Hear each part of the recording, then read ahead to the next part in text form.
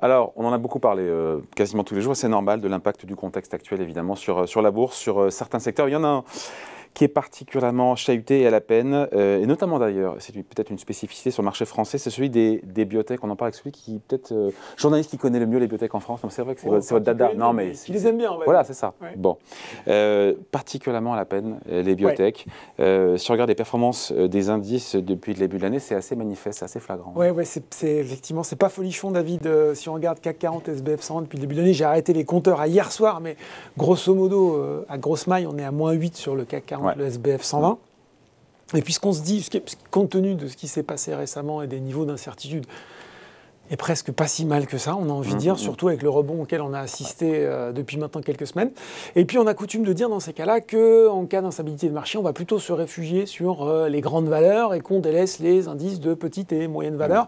Sauf que, en fait, l'indice CAC Mid and Small, justement, indice des petites et moyennes valeurs, eh ben lui, il est plutôt à -4%, donc il est plutôt plus résilient, donc ça c'est quand même plutôt une bonne nouvelle. Mais quand on regarde l'indice Next Biotech, qui lui regroupe l'essentiel des biotech françaises, on est à -13, donc on est, voilà, comparé à -8 pour les grands indices, -3 pour le CAC Mid and Small.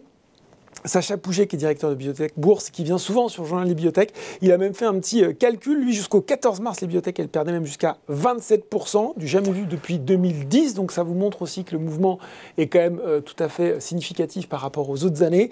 Elles font en moyenne plus 13,5% depuis 2010 à cette période. Et puis il a fait un petit ratio, on a seulement 2% des biotech françaises qui sont en hausse contre une moyenne de 35% depuis 2010. Donc voilà. Oui, début d'année particulièrement difficile. Ouais, après tout ça, en plus, c'est une moyenne. Et si on regarde, effectivement, on voit ce qui n'est pas brillant, évidemment, mais quand on rentre dans le détail, évidemment, il y a des gros gadins. Hein. Oui, alors on reprend son tamis, on reprend le CAC All Tradable, et qu'est-ce qu'on voit ? On voit effectivement des baisses supérieures à 20%, et quand je dis ça, il y en a aussi à -50%. On retrouve Poxel, Lysogène, Genomic Vision, Gencyte, Advicen, Valneva, tout ça, c'est des biotech. Medincell, Innate, elles sont 8 biotech parmi les 20 plus forts replis de l'indice depuis le début de l'année, donc compliqué. Vraiment. Bon. On se dit quoi ? On se dit que les investisseurs sont passés peut-être à autre chose, alors que le Covid semblait pour beaucoup derrière nous, même si on voit bien que dans les faits, c'est pas encore fini. Non, ça rebondit et c'est vrai, clairement. Là, on parle des contaminations. Là, on parle des contaminations. On parle des contaminations. Pas des cours. Mais c'est sûr qu'en tout cas, il y a un épisode qui s'est refermé, en tout cas pour les investisseurs, clairement. On voit bien qu'avec la crise sanitaire, avec les gens confinés, il y a des investisseurs qui sont arrivés en bourse, qui se sont dit, tiens, pourquoi pas la santé, pourquoi pas les biotech, d'autant qu'au même moment, de bonne foi et de bonne guerre, j'ai envie de dire, certaines se sont dit, tiens, pourquoi pas essayer de positionner, de repositionner les traitements, les candidats médicaments sur lesquels on travaille contre le Covid, donc avec parfois un news flow plutôt positif qui a été plutôt suivi, hein, AB Science, Biofitis, Abionix, OSE, elles sont comme ça 6, 7, peut-être même une dizaine à avoir tenté des programmes dans le Covid, notamment sur la partie traitement, puisque ça, il y avait cet épisode aigu du Covid avec l'orachitokinite, l'inflammation aiguë, et donc il y a eu comme ça ce mouvement, cette effervescence. On voit qu'au final, ce qui a gagné la timbale, ce sont les producteurs de vaccins, notamment ARN, et ça s'est plutôt passé de l'autre côté de l'Atlantique, avec Moderna, avec Pfizer, même si c'est une biotech allemande, BioNTech, qui a développé le vaccin. Et on a l'impression qu'effectivement, eh bien, certains jeunes investisseurs, entre guillemets, investisseurs récents, ont pris leur plus-value ou leur paume, et puis ont délaissé le secteur. Bon, donc en fait, le secteur, quelque part, paye un petit peu la fin d'un effet de mode. Alors, c'est ce qu'on pourrait se dire, parce que si on reprend par exemple Moderna et BioNTech, on voit qu'on a des replis de plus de 30% depuis le début de l'année, là aussi. Mais pas que, parce qu'il y a aussi, malheureusement, encore sur le compartiment français, et c'est là où il y a peut-être, je ne vais pas dire une spécificité française, mais en tout cas, surcroît, on a des mauvaises nouvelles, et on n'a toujours pas ce truc qu'on attend désespérément que tous les... Le vaccin français. Alors, le vaccin français, mais déjà, mais la success story française, en fait. Voilà. Mais il y a Valneva quand même. Non ? Alors justement, il y a Valneva, et là, ça reboucle. On en a parlé plusieurs fois, parce que la valeur s'était très bien comportée, notamment l'année dernière, mais depuis le début de l'année, c'est plus difficile, parce qu'on vient de le dire, eh bien, ce vaccin, on attend toujours qu'il arrive sur le marché, notamment en Europe. A priori, ça devrait être en avril. On sait que la biotech a d'autres programmes prometteurs. Vous l'avez dit, on a déjà parlé, mais ça tarde, David. Et à force de tarder, eh ben, on est tous vaccinés à l'ARN messager en Europe, 1, 2, 3 doses.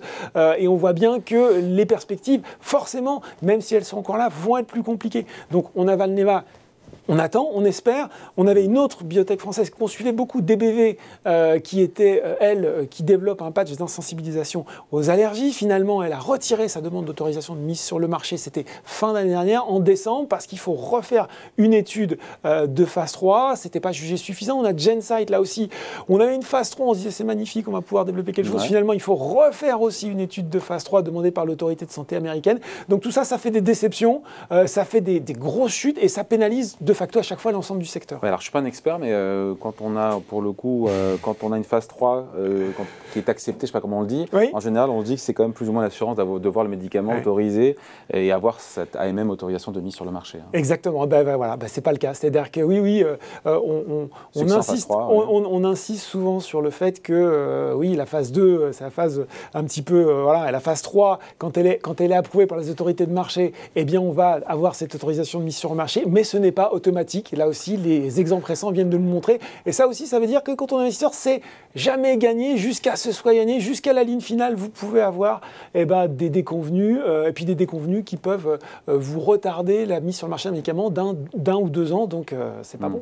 Laurent, quand on fait le bilan de tout ce qu'on vient de se dire là, on se dit que c'est à vous écouter, c'est peut-être pas encore le bon moment pour revenir tout de suite sur les biotech. Ce qui est sûr, c'est que ça va être compliqué, David. Il y a aussi, bien sûr, le contexte inflationniste et de remontée des taux qui n'est pas bon pour le secteur. Et puis, au-delà de ça, pour toutes les biotech qui ont besoin d'argent en ce moment, alors qu'on sent peut-être un peu de prudence, je pense qu'aujourd'hui, quand on est investisseur institutionnel, on préfère être sur des secteurs moins risqués. Donc, il y a un vrai, là aussi, oui, il y a une vraie défiance, je pense, sur le secteur en ce moment. Le secteur a toujours rebondi avec des années difficiles et après, c'est revenu à de meilleures valorisations.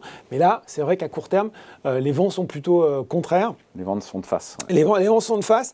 Et puis après, je pense qu'il faut toujours rappeler que, la santé va rester au cœur de préoccupation. Maintenant, je pense que le Covid l'a rappelé. 2, on a un savoir-faire français, on a vraiment une filière d'excellence dans le sujet. Il faut qu'elle délivre, il faut qu'elle confirme, mais on l'a. Et après, juste peut-être rappeler des règles, là aussi, de bon sens. Alors, quand on l'écrit ou quand on le dit sur Boursorama, on dit « mais on sait ça par cœur », sauf que ce n'est pas toujours le cas.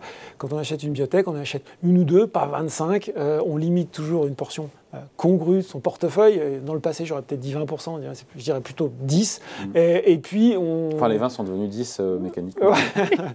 Et puis surtout, on garde la tête froide, on reste humble. À part quelques-uns des investisseurs, on n'est ni pharmacologue, ni spécialiste, ni épidémiologiste. Donc voilà, on ne surestime pas, on est assez concret, raisonnable, humble quand on investit dans ce genre de secteur. Voilà, merci beaucoup. Laurent Grassin, donc directeur de la rédaction de Boursorama. Merci David. Merci.